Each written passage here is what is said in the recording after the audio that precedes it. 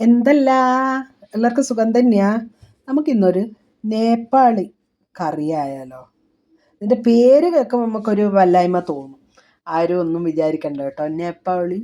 നേപ്പാളി ചുക്കൗനി. അപ്പോൾ ആ പേര് കേട്ടിട്ട് അങ്ങ് ആരും വേണ്ടാന്ന് വെക്കണ്ട. നല്ല അടിപൊളി കറിയാണ് ഇത്. ചോറിനായാലും ചപ്പാത്തിക്കായാലും എല്ലാം നല്ലൊരു സൈഡ് ഡിഷാണ്. വളരെ എളുപ്പത്തിൽ ഉണ്ടാക്കിയെടുക്കാം. പിന്നെ ഒരു ഉരുളക്കിഴങ്ങ് പുഴുങ്ങിയിട്ട് മുറിച്ചിട്ടെടുക്കണം. അത് മാത്രമേ കാര്യമായൊരു പണിയുള്ളൂ. അപ്പോൾ അതാ ഇത്രയും സാധനങ്ങൾ എടുത്ത് വെച്ചിട്ടുണ്ട്.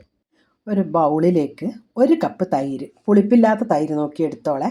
ഇതിലേക്ക് ഞാനൊരു അര ടീസ്പൂണും ഇല്ല കേട്ടോ, മുഴുവനായിട്ടില്ല, ഉപ്പിട്ട് കൊടുത്തിട്ടുണ്ട്. ഉപ്പ് നല്ലോണം ഒന്ന് വിസ്ക് വെച്ചിട്ട് അടിച്ച് ആ തൈരിലുള്ള കട്ടയെല്ലാം നല്ലോണം ഉടച്ച് നല്ലൊരു ക്രീമി പരുവത്തിലേക്ക് ആക്കിയെടുക്കാം. അപ്പോൾ ഉപ്പെല്ലാം നല്ലോണം അലിഞ്ഞ് വന്നതിന് ശേഷം നമുക്കിനി ഇതിലേക്ക് ചേർക്കേണ്ടത് ചാട്ട് മസാലയാണ്. അര ടീസ്പൂൺ ചാട്ട് മസാല.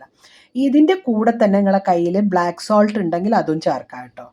എൻ്റെ കയ്യിലിപ്പം ബ്ലാക്ക് സോൾട്ട് ഇല്ല. എനിക്കങ്ങനെ ഒരു വലിയൊരു കുറവൊന്നും തോന്നിയിട്ടില്ല, നന്നായിട്ട് തന്നെ ഉണ്ട്.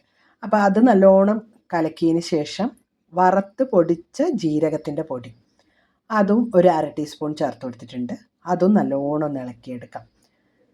ഇനി ഞാൻ ചേർക്കാൻ പോകുന്നത് 1 ടീസ്പൂൺ കാശ്മീരി ചില്ലിയും 1/4 ടീസ്പൂൺ മഞ്ഞൾപ്പൊടിയാണ്. കാരണം ഈ പച്ചമുളകൊന്നും ഞാൻ ചേർക്കുന്നില്ല കേട്ടോ. നിങ്ങൾക്ക് വേണമെങ്കിൽ പച്ചമുളക് വട്ടത്തിൽ അരിഞ്ഞിട്ട് അതിപ്പോൾ ചേർക്കാം, ഇല്ലെങ്കിൽ താളിക്കുന്നതിൻ്റെ കൂടെ ചേർക്കാം. അതേപോലെ ഈ മുളക് പൊടിയും മഞ്ഞൾപ്പൊടിയെല്ലാം താളിപ്പിൻ്റെ കൂടെയും കൂടെ ചേർക്കാം. പക്ഷേ ഞാനിപ്പോൾ ഇങ്ങനെ ചേർത്തത് ഇത് റിസ്ക് ഒഴിവാക്കാം. താളിപ്പിൻ്റെ കൂടെ ചേർത്തിട്ട് പെട്ടെന്നൊന്ന് ശ്രദ്ധ മാറിപ്പോയിട്ടുണ്ടെങ്കിൽ മുളക് പൊടി കരിഞ്ഞു പോകില്ല. അപ്പോൾ ഇതാകുമ്പോൾ ടേസ്റ്റിനൊന്നും ഒരു പ്രശ്നമില്ല കേട്ടോ. പിന്നെ ഞാൻ ചേർത്ത് കൊടുക്കുന്നത് ഉള്ളി നീളത്തിലരിഞ്ഞത്, വളരെ കനം കുറച്ചരിഞ്ഞത് ചേർത്ത് കൊടുത്തോളി. നമ്മൾ സലാഡിനെല്ലാം അരിയുന്ന പോലെ തന്നെ അരിഞ്ഞിട്ട് ഒന്ന് ചേർത്തിട്ട് ഇനി നമുക്കിത് സ്പൂണ് വെച്ച് ഇളക്കി കൊടുക്കാം.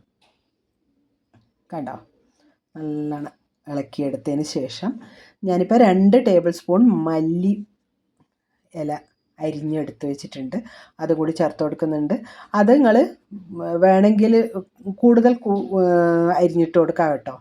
പിന്നെ നമ്മൾ പുഴുങ്ങി മുറിച്ചിട്ടെടുത്ത് വെച്ച ഉരുളക്കിഴങ്ങും ചേർത്തിട്ട് നല്ലോണം ഒന്ന് മിക്സ് ചെയ്തെടുത്തിട്ട് അവിടെ ഇരിക്കട്ടെ. ഇനി നമുക്കൊരു താളിപ്പ് വെക്കണം. പിന്നെ താളിച്ചൊഴിച്ചിട്ട് ഒരു 10-15 മിനിറ്റ് വെച്ചിട്ട് കറി കൂട്ടുമ്പോഴാണ് ശരിക്കും ആ ഒരു ഉപ്പെല്ലാം ഉരുളക്കിഴങ്ങിലേക്ക് ഇറങ്ങിയിട്ട് നല്ലൊരു ടേസ്റ്റ് കിട്ടുന്നത് കേട്ടോ. അപ്പോൾ തിരക്കുള്ളവർക്ക് അന്നേരം തന്നെ കഴിക്കാം, കുഴപ്പമൊന്നുമില്ല. പക്ഷേ ഞാൻ പറഞ്ഞത് ഒന്നും കൂടി റെക്കമെൻഡ് ചെയ്യുന്നത് അങ്ങനെയാണ്. അപ്പോൾ അതാ താളിപ്പിന് കരണ്ടി വെച്ചിട്ടുണ്ട്. ഇതിലേക്ക് 1 ടീസ്പൂൺ സൺഫ്ലവർ ഓയിലാണ് ഒഴിച്ചു കൊടുക്കുന്നത്. അവരിതിന് ഉപയോഗിക്കുന്നത് കടുകെണ്ണയാണ്. പക്ഷേ നമുക്ക് അതിൻ്റെ ഒരു ടേസ്റ്റ് അത്ര ഇഷ്ടമല്ലല്ലോ, അതുകൊണ്ട് ഞാൻ സൺഫ്ലവർ ഓയിൽ എടുത്തതേ ഉള്ളൂ.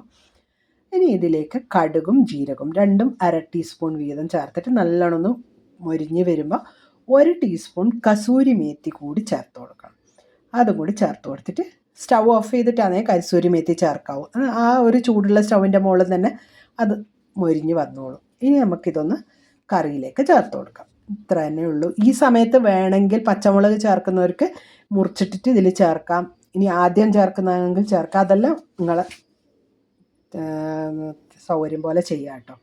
എനിക്ക് ഇത് തന്നെ വളരെ സിമ്പിളാണ്, നല്ല ടേസ്റ്റ് ഉണ്ട്.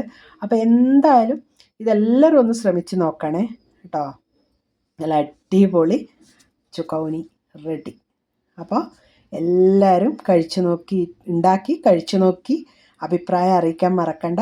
അടുത്ത ആഴ്ച പുതിയ ഒരു വീഡിയോയുമായിട്ട് കാണുന്നത് വരെ എല്ലാവർക്കും താങ്ക് യു.